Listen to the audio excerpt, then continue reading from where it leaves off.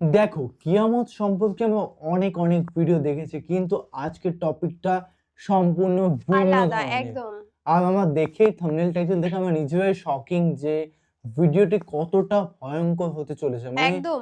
এমনকি তোমরা এখানে থাম্বনেলটাও দেখতে পারছো কতটা ভয়ঙ্কর। একটা রাক্ষস নাকি ওটা দানবের থেকেও দানব, হ্যাঁ, মানে কি বলবো দুটো, ওটাকে? একটা না দুটো। তো হ্যাঁ, দুটো। একটা কথা বলি, কিয়ামত সম্পর্কে আমরা যতই জানি ততই কিন্তু কল্পনার থেকেও বাইরে যে এমন এমন ঘটবে কিয়ামতের সেই দিনগুলোই।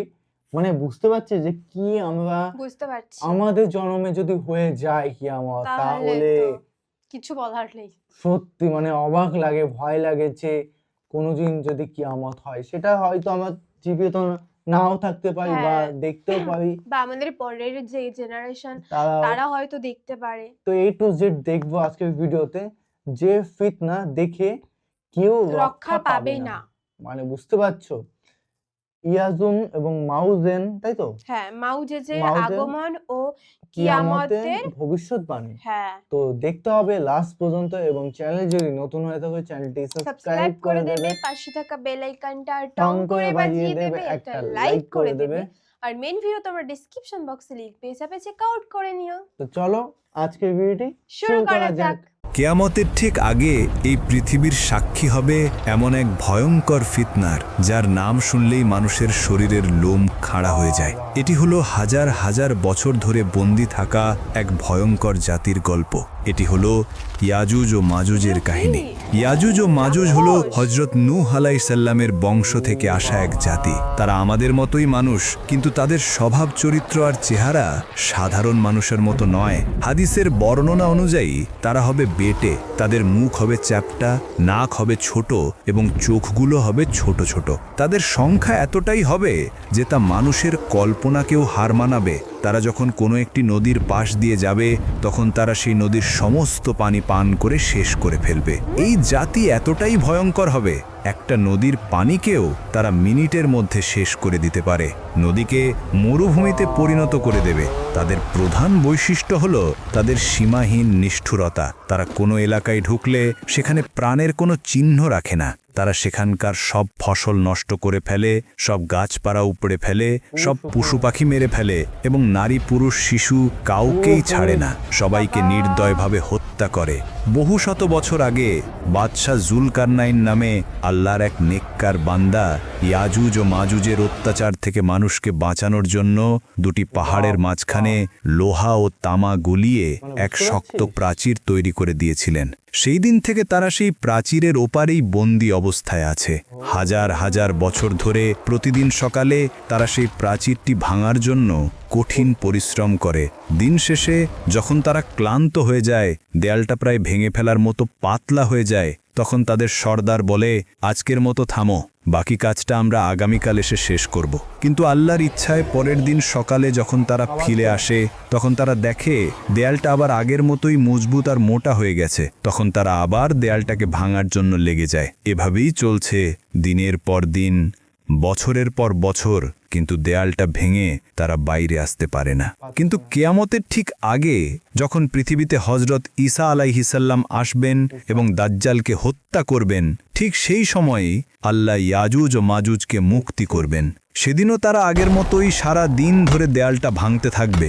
দিন শেষে যখন দেয়ালটা প্রায় ভেঙে পড়ার মতো অবস্থায় চলে আসবে, তখন তাদের সর্দার হয়তো আল্লাহর ইচ্ছাতেই বলে উঠবে, আজকের মতো এখানেই থাম, ইনশাল্লাহ বাকি কাজটা আমরা আগামীকাল এসে শেষ করব। সেই একটা মাত্র শব্দ ইনশাল্লাহ তাদের হাজার হাজার বছরের চেষ্টাকে সফল করে দেবে। পরের দিন সকালে যখন তারা ফিরে আসবে, তখন তারা দেখবে দেয়ালটা ঠিক তেমনই ভাঙা অবস্থায় আছে। এরপর তারা এক ধাক্কাতেই সেই দেয়ালটা ভেঙে ফেলবে এবং কোটি কোটি ইয়াজুজ ও মাজুজ বন্যার পানির মতো তীব্র গতিতে সারা পৃথিবীতে ছড়িয়ে পড়বে। তাদের আগমনের সাথে সাথেই পৃথিবীতে শুরু হবে এক চরম বিপর্যয়, এক ভয়ঙ্কর দৃশ্য। তারা যখন উঁচু ভূমি থেকে দল ভেদে নামতে থাকবে, তখন মনে হবে যেন পাহাড়ের উপর থেকে এক বিশাল কালো সমুদ্রের ঢেউ নেমে আসছে। তাদের চিৎকারে আর পায়ের শব্দে মাটি কাঁপতে থাকবে।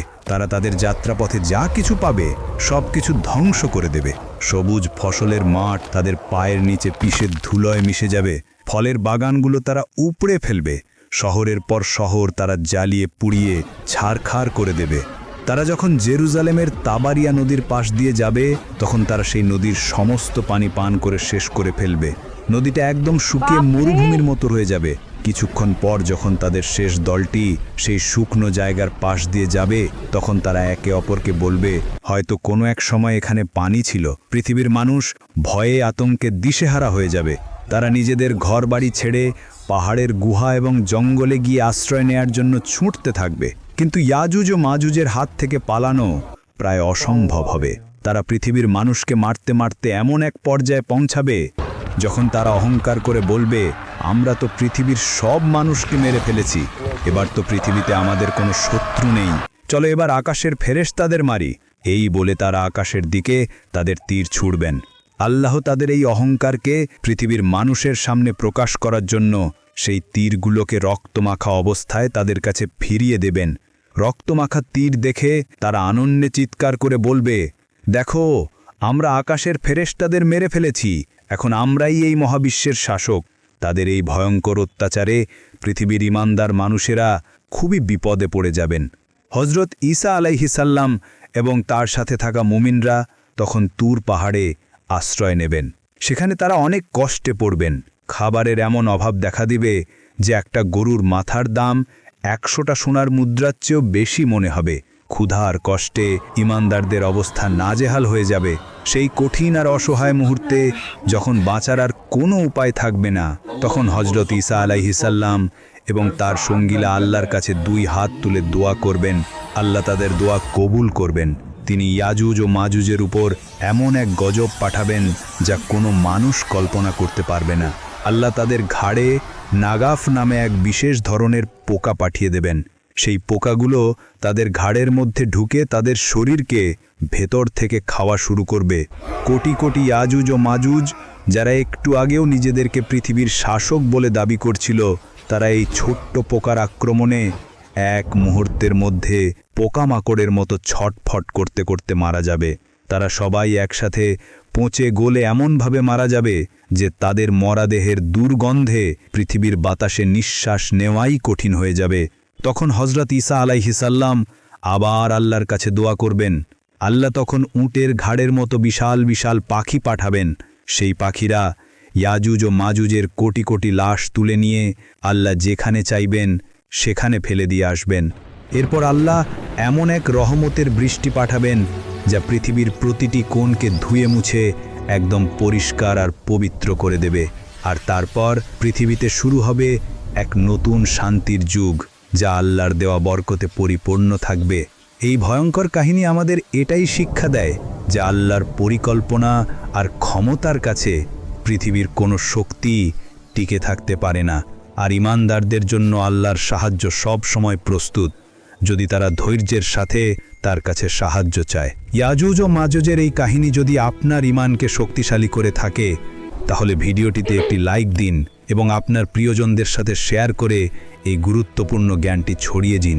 আমাদের চ্যানেলটি সাবস্ক্রাইব করে ইসলামের এমন আরও মহর্তিম এবং শিক্ষণীয় কাহিনী জানার জন্য আমাদের সাথেই থাকুন। একদম। তো তো কি কি একদম দেখলাম, জাস্ট আমরা দেখতে দেখতে না মনে নেই যে রিয়াকশনের কথা। সিরিয়াসলি বল, প্রথমে যে মানুষ না, মানে এটা কি বলবো, প্রাণী বলি।